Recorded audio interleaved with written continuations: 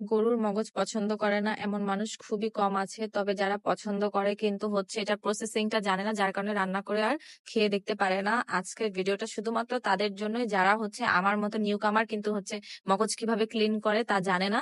আজকে ফুল ভিডিওটা দেখবেন, আশা করি আপনাদের অনেক হেল্প হবে। মগজটা পানি দিয়ে ধুয়ে নিবেন, তারপর হচ্ছে এটাকে খুবই আলতো হাতে ক্লিন করতে হবে, বেশি প্রেসার দেওয়া যাবে না। এই যে দেখেন মগজের উপরে পাতলা একটা আবরণ আছে, এটা হাতে বাঁধবে। খুবই আলতো হাতে চামড়ার থেকে আলাদা করতে হবে মগজটা। এটা মগজটা ক্লিন করার সময় আপনাদের খুবই সতর্ক থাকতে হবে, যাতে এটা বেশি প্রেসার না পড়ে। ভিতরে পাতলা অনেক রগ থাকে, হাত দিয়ে টেনে টেনে টেনে টেনে উঠাবেন। আলতো হাতে ক্লিন করবেন, বেশি ভারী ভাবে করতে গেলে মগজটা বের হয়ে যাবে। আর হচ্ছে ক্লিন করার সময় অবশ্যই এই যে দেখেন আমার হাতে যেমন আমি সুন্দর করে দেখে দেখে দেখতেছি যে কোনো খসখসা বাঁধে কিনা কিছু। যদি বাঁধে মনে করবেন এটা পরিষ্কার হয়নি। আপনি যখন ক্লিন করবেন তখন দেখবেন যে হচ্ছে হাতে একটা আবরণ বাঁধে, ওইটা সুন্দরভাবে ক্লিন করে নিবেন।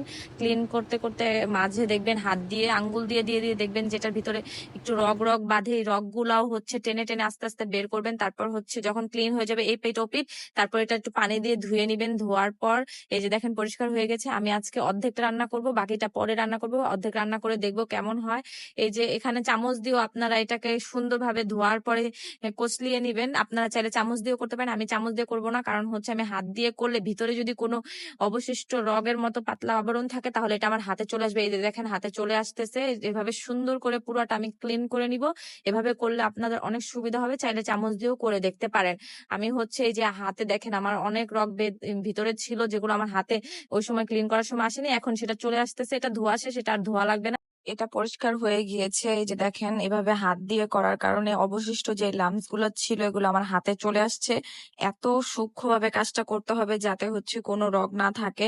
এরপর হচ্ছে এটা একদম রান্না করা খুবই ইজি, মাংসর মতো মশলা দিয়ে রান্না করবেন।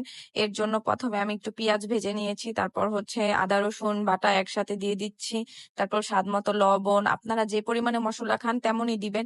বেশি ঝালও দিবেন না, আবার হচ্ছে একদম কম ঝাল দিবেন না, একটু ঝাল ঝাল এটা মজা লাগে। তবে আপনারা আপনাদের টেস্ট মতো সমস্ত মশলা দিয়ে নিবেন। এখন হচ্ছে আমি এখানে স্বাদ মতো হলুদ, মরিচ, লবণ, জিরার গুঁড়া, তারপর হচ্ছে কাঁচা মরিচ সব দিয়ে নিচ্ছি। দেওয়ার পর একটু পানি দিয়ে এটা সুন্দরভাবে মশলাটা কষিয়ে নিবেন। মশলাটা কষানো শেষ হয়ে গেলে ধোয়া মগজটা আপনারা হচ্ছে এটার মধ্যে দিয়ে দিবেন। তারপর হচ্ছে মগজটাও কষানোর পরে দেখবেন এটার থেকে তেল ছাড়বে। কষানো, এটা আর বেশি পানি দেওয়া লাগবে না। কষানোর পর অল্প একটু পানি দিয়ে পরিমাণ মতো লবণ দিয়ে তারপর হচ্ছে জিরার গুঁড়া দিয়ে নামিয়ে ফেলবেন। দেখবেন হচ্ছে অবশ্যই জানাবেন আমাকে যেটা আপনাদের কেমন লাগে। এটা ভাতের সাথে খেতে আমার অনেক পছন্দ, আপনাদের কি পছন্দ কিনা অবশ্যই আমাকে জানাবেন।